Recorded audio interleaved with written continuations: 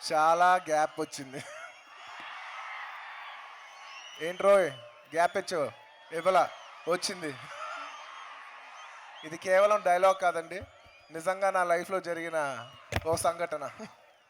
ఏ cinema చేసినా ఒక సరదా సినిమా చేయాలి. నెక్స్ట్ ఏ సినిమా వచ్చినా ఒక సరదా సినిమా చేయాలి. చాలా బ్రీజీగా ఉండాలి, చాలా ఈజీగా ఉండాలి. సో అలాంటి సినిమా చేయటం వల్ల కొంత ఎన్ని కథలు విన్నా నాకు సుఖం వచ్చేది కాదు. సో అలాంటి కథ సెట్ అవ్వడానికి తిరుపతి గారు ఖాళీ అయ్యి మేమిద్దరం కలిసి ఒక కథ అనుకుని చేసి అవటానికి ఇంత టైం పట్టింది. అందుకే ఇంత గ్యాప్. కానీ సినిమాలో రిలీజ్లో గ్యాప్ ఉంటుంది కానీ సెలబ్రేషన్లో గ్యాప్ మాత్రం ఉండదు. ఈ ఖాళీ ఉన్న రోజుల్లో మా ఆవిడకి మ్యూజిక్ అంటే చాలా ఇష్టం. ఈ మ్యూజిక్ బ్యాండ్స్ కల్చర్ బాగా పెరిగింది హైదరాబాద్లో. శనివారం అయితే చాలామంది వెళ్తూ ఉంటారు. సో తను కూడా నన్ను రమ్మంది. నాకు కొత్తలో ఫస్ట్లో కొంచెం ఇంట్రెస్ట్ ఉండేది కాదు, కానీ ఖాళీగా ఉన్న మొగుడు ఎంత సైలెంట్గా ఉంటే అంత సేఫ్. ఇది చాలామందికి బాగా కనెక్ట్ అవుద్ది, అది నాకు తెలుసు. సో ఎక్కువ మాట్లాడకుండా ఆవిడ వెనకాల తల ఉంచుకుని వెళ్ళిపోయేవాడిని. మ్యూజిక్ బ్యాండ్స్ అని చూస్తే చాలామంది పాటలు ప్లే చేసేవారు. నేను ఇంటికి వచ్చేవాడిని, నా నెక్స్ట్ సినిమా ఏదైనా కానీ ఈ మ్యూజిక్ బ్యాండ్స్ అందరూ నా సినిమాలు నా నెక్స్ట్ సినిమాలో ఉండే పాట ఎలాగైనా ప్లే చేయలే అనేవాడిని. అంత పాట పడాలి కదా అనేది. సరే కరెక్టే, అంత పాట పడాలి కదా అనుకునేవాడిని. ఆ తర్వాత చాలా రోజుల తర్వాత మన షూటింగ్ స్టార్ట్ అయిపోయింది. మేము షూటింగ్ చేస్తున్నాం, మ్యూజిక్ సిట్టింగ్స్ అవుతుంది. మ్యూజిక్ సిట్టింగ్స్లో ఇలా ఒక లవ్ సిచ్యువేషన్ సాంగ్ వచ్చింది.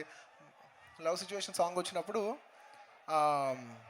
మామూలు తిరుపతి గారు, తమన్ గారు వీళ్ళందరూ మాట్లాడుకున్నప్పుడు నన్ను అడిగారు, సార్ మీరు ఎలాంటి సాంగ్ ఉంటే బాగుంటుంది ఏమనుకుంటున్నారు అని. మామూలుగా జనరల్ అందరు ఇన్పుట్ ఉంటుంది కదా, అలా అడిగినప్పుడు నేను అన్నాను, ఏమో నాకు తెలియదు సార్, కానీ అందరూ మ్యూజిక్ బ్యాండ్స్ అందరూ పిచ్చెక్కిపోయే పాట కావాలి, వందల మిలియన్ అయిపోయే పాటలు కావాలి తమన్, అదొక్కటే కావాలి, నాకు ఏం కావాలి చేస్తా తెలియదు అంటే తమన్ కూడా అదే అన్నాడు, సార్ అందరికీ పిచ్చెక్కిపోయే పాట కావాలి అని చెప్పి సామాజిక వర్గంలో సాంగ్ రికార్డ్ అయింది. నేను విన్నప్పుడు బాగుందని ఫీల్ అయ్యాను. ఆ తర్వాత సింగర్ పాడిన లిరిక్స్ పాడిన తర్వాత అదో సీతారామ శాస్త్రి గారు వచ్చిన తర్వాత లిరిక్స్ పాడిన తర్వాత ఆ పాట స్థాయి ఇంకా పెరిగింది. ఆ తర్వాత వచ్చి సిద్ శ్రీరామ్ గారు పాడిన తర్వాత ఆ స్థాయి ఇంకా పెరిగింది. అంతా వచ్చిన తర్వాత నాకు ఆనందం ఉంది, సాంగ్ బాగా వచ్చింది బాగుందని. కానీ నేను ఒట్టేసి చెప్తున్నాను, ఈ పాట ఇంత సెన్సేషన్ అవుతుందని నేను కల్లో కూడా అనుకోలేదు. అంత గొప్ప పాట రాసిన సీతారామ శాస్త్రి గారు, పాడిన సిద్ శ్రీరామ్ గారికి, అండ్ ఆ పాట కంపోజ్ చేసిన తమన్ గారికి, ప్రత్యేకంగా ముగ్గురికి, అలాగే ఈ హోల్ ఐడియాకి ప్లాట్ఫామ్ ఇచ్చిన తిరుపతి గారికి, అండ్ ఈ పాటకి ఎంతోమంది చేసిన మ్యూజిషియన్స్ అందరికీ మనస్ఫూర్తిగా థ్యాంక్ యూ. అలాగే ఈ సినిమాలో ఇంకో పాట రాములో రాసిన శ్యామ్ గారికి, అందరికీ లిరిక్ రైటర్స్కి, సింగర్స్కి, ఎంతోమంది వందల మ్యూజిషియన్స్ స్పెండ్ చేశారు. వాళ్ళందరికీ పేరు పోయిన థ్యాంక్ యూ. మీరందరూ చేస్తే మీ అందరికంటే ఎక్కువ లాభం పొందింది నేను మీ అందరికీ మనస్ఫూర్తిగా సభాముఖంగా మీ అందరికీ ధన్యవాదాలు తెలియజేసుకున్నాను. Thank you. తమన్ నేను ఇంతకంటే కాంప్లిమెంట్ ఇవ్వలేను. అండ్ ఇంతకంటే I think it's the silver lining. అదేంటంటే నేను అన్నాను, సార్ చమన్ చాలా బ్లాక్ బస్టర్స్ ఆల్బమ్ ఇచ్చాడు సార్, చాలా సూపర్ హిట్ ఆల్బమ్స్ ఇచ్చాడు, కానీ ఈ ఆల్బమ్ తర్వాత తమన్కి ఒక గౌరవం వచ్చింది సార్. ఆ గౌరవం వచ్చే స్టేజ్కి వచ్చాడు. అంత గౌరవం నీ ఫస్ట్ సినిమా నుంచి నేను ఇష్టపడుతున్నాను. అంత ఇష్టపడిన మ్యూజిక్ డైరెక్టరు ఇవాళ ఈ స్థాయికి వచ్చాడంటే అది నా సినిమా ద్వారా స్థాయి నుంచి వచ్చి మన సినిమా ద్వారా నుంచి వచ్చిందంటే నేను మనస్ఫూర్తిగా దాన్ని చాలా ఆనందిస్తాను. Thank you so much brother. నేను సుశాంత్ స్పెషల్గా థ్యాంక్ యూ చెప్పాలి, ఎందుకంటే ఈ కథ ఎన్న వెంటనే నాకు ఎక్కడో కోరిక ఉంది లోపల, సుశాంత్ ఈ క్యారెక్టర్ చేస్తే బాగుండు అని ఉన్నాను, బట్ చేస్తాడో లేదో తెలీదు. ఎందుకంటే తను కూడా హీరోగా చేస్తున్నాడు, ఫిలిమ్స్ చేస్తున్నాడు, కొంతమంది ఇష్టపడతారు, కొంతమంది ఇష్టపడతారు. మెయిన్ నేను ఎందుకు ఎక్కువ సెన్సిటివ్గా ఫీల్ అయ్యానంటే నాకు బాగా ఫ్రెండు, పర్సనల్గా నాకు తనకు చాలా బాగా తెలుసు, చాలాసార్లు పార్టీ చేసాం. మరి ఇలాంటి ప్రొఫెషనల్లో నేను అడిగితే బాగోదు, ప్రొడక్షన్ వాళ్ళని అడగమన్నాను, తను అడిగిన వెంటనే ద వే హీ రెస్పాండెడ్. ఒక్కసారి కూడా కథ తను సరిగ్గా కూడా లేదు. ఇంత పెద్ద సినిమా, ఇంత పెద్ద ఆపర్చునిటీ, తిరుకుంగ లాంటి డైరెక్టర్ గారితో నేను ఎప్పుడు వర్క్ చేస్తాను, నాకు ఆపర్చునిటీ రాదు, నేను కళ్ళు మూసుకొని చేస్తానని నమ్మి చేశాడు. అంత నమ్మి కళ్ళు మూసుకొని చేసుకున్నందుకు సుశాంత్కి మనస్ఫూర్తిగా థ్యాంక్ యూ. సుశాంత్, ఈ సినిమా నుంచి నేను ఎంత బెనిఫిట్ అవుతానో, రేపు హిట్ అయితే నువ్వు కూడా అంతే బెనిఫిట్గా హిట్ అవ్వాలి నేను నిజంగా ప్రార్థిస్తున్నాను. Thank you. సినిమాలో పూజ చాలా అందంగా ఉంది. మీరందరూ సినిమాలో డైలాగ్లో ఒకటే అంటారు, సినిమా చూసిన తర్వాత మేడం సార్, మేడం అంతే. అండ్ అలాగే నివేత, తనతో మామూలుగా చూస్తే ఎప్పుడు కామ్గా ఉండేది, చాలా సైలెంట్ ఏమో అనుకున్నాను, కానీ ఎందుకంటే తనతో నాతో సీన్స్ తక్కువ ఉన్నాయి, కొంచెం ఎక్కువ సుశాంత్తో ఉన్నాయి. బట్ మా ఇంటరాక్షన్ అంతా బాగానే ఉండేది. నేను అనుకున్నాను చాలా సైలెంట్ అమ్మాయి ఏమో అని. కానీ రాములో సాంగ్ షూటింగ్ అప్పుడు మాత్రం ఒక్కసారి అలా డ్యాన్స్ చేసేది నేను షాక్ అయ్యా. Nivitha, definitely I wish you all the best. చాలా బాగా చేసింది. I wish you all the best. Thanks for being a part of this film. And top గారి గురించి చెప్పాలి. టాపు గారు నాకు పర్సనల్గా బాగా ఫ్రెండ్. మీ ఇద్దరు కలిసి ఇప్పుడు పర్సనల్గా చాలా చోట్ల హ్యాంగ్అవుట్ చేస్తుంటాం. ఎప్పుడు ఆవిడ సినిమాలో చూసినా బయట ఇలా ఉంటుంది, సినిమాలో అలా ఉంటారు, ఈవిడేంటి ఇంత మంచి పర్ఫార్మరు అని. నాకు బేసిక్లీ పర్ఫార్మర్స్ అంటే చాలా ఇష్టం. I have huge respect for performers. She's a fantastic performer. కానీ నాకు ఎంత నేను సినిమాలో చూసినప్పటికీనో నేను అక్కడ నుంచుని నా కళ్ళ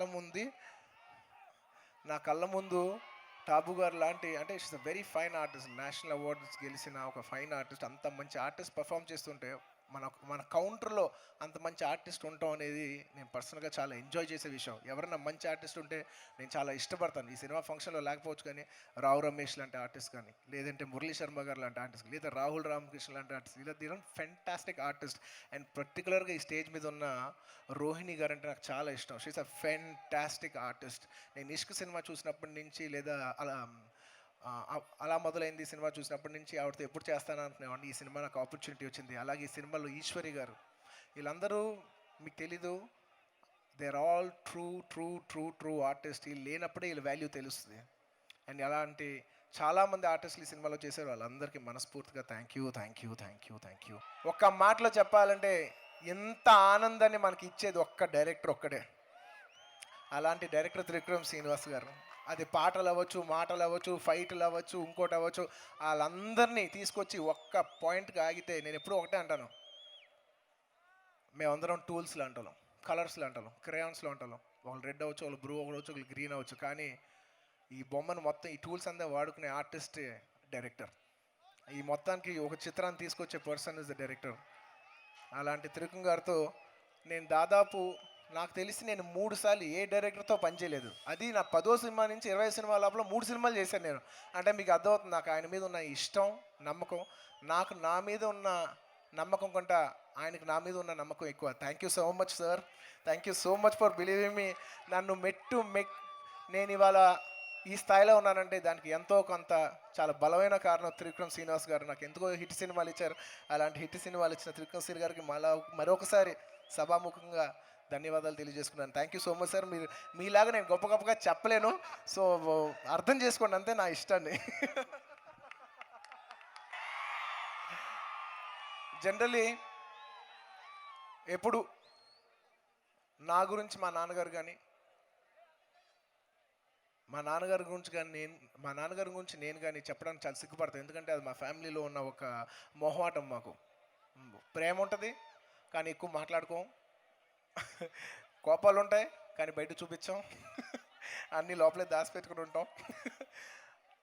నేను ఇన్ని ఫంక్షన్లో నా ఫస్ట్ సినిమా చేసిన మా నాన్నగారు, నన్ను లాంచ్ చేసింది మా ఫాదర్. అప్పటి నుంచి ఇప్పటి వరకు నేను దాదాపు 20 సినిమాలు చేశాను. అందులో ఒక 7, 8 ఎన్నో ఆయన చేశారు. మేము కలిసి హిట్ సినిమాలు తీసుకుని ఉన్నాయి, ఫ్లాప్ సినిమాలు తీసినా, కానీ ఏనాడు ఎప్పుడు ఆయనకి నేను థ్యాంక్స్ చెప్పుకునే ఒక్కసారి కూడా నేను ఎప్పుడూ సభాముఖంగా చెప్పుకోలేదు, ఇంట్లో కూడా చెప్పుకోలేదు. ఫస్ట్ టైం నా లైఫ్లో థ్యాంక్ యూ డాడీ.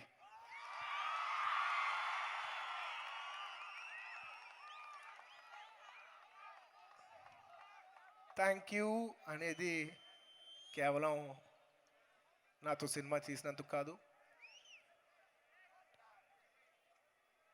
కొడుకు పుట్టిన తర్వాత ఒక విషయం నాకు అర్థమైంది.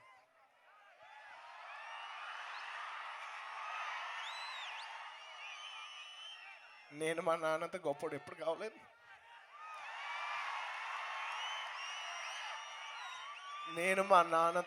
ఎప్పుడు అవ్వలేదు. ఆయనలో సగం కూడా నేను ఎప్పుడు అవ్వలేను. నా కోరిక నా లైఫ్లో మా ఫాదర్లో నేను సగం అయితే చాలు, మా నాన్నగారు నీ ఫీలింగ్ వస్తుంది. మా నాన్న అయితే నాకు,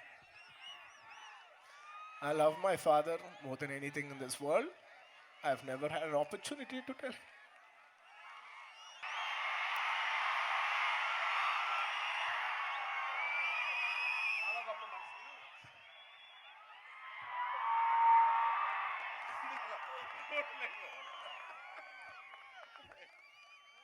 నేను ఒక్కటే చెప్తున్నా, నేను బతుకున్నంత వరకు లాస్ట్ వరకు మీరు ఒక గొప్పోడు పేరు వేసుకునే, ఒక గొప్పోడు పేరు టాటూ వేసుకున్నాను అని మీ పేరెంట్స్ అనేంత వరకు నేను వెళ్తూనే ఉంటాను, మిమ్మల్ని అక్కడి వరకు తీసుకెళ్తాను. ఒక చాలా గొప్పడు పేరు నేను ముందే వేసుకున్నాను అనే పేరు మాత్రం నేను తీసుకొస్తాను. ఇది నా promise. Thank you to all my fans. అలాగే నేను ఇంకొక ఇదే లాస్ట్ టాపిక్. నాకు చిరంజీవి గారు అంటే ప్రాణం. ఎస్, చాలామంది ఇక్కడ పవన్ కళ్యాణ్ గురించి మాట్లాడమంటున్నారు, మీకోసం అంటారు పవర్ స్టార్ గారు, ఓకే. బట్ నేను చెప్తున్నా, నాకు చిరంజీవి గారు అంటే ప్రాణం. ఈ కట్ట కాలేంతవరకు చిరంజీవి ఫ్యానే. ఈ సంక్రాంతి 12th వస్తుంది, అలా వైకుంఠపూర్లో కలుస్తాం. నాకు ఎప్పుడో కానీ కిక్ రాదు బ్రదర్, ఎప్పుడో వస్తుంది కిక్కు. ఒక్కసారి రాములో వేస్తే మాత్రం ఆ హుక్ స్టెప్ వేసి మాత్రం వెళ్ళిపోతాను బ్రదర్ నేను. ఎందుకంటే లాస్ట్లో పంచ్ ఉండాల్సిందే అమ్మా.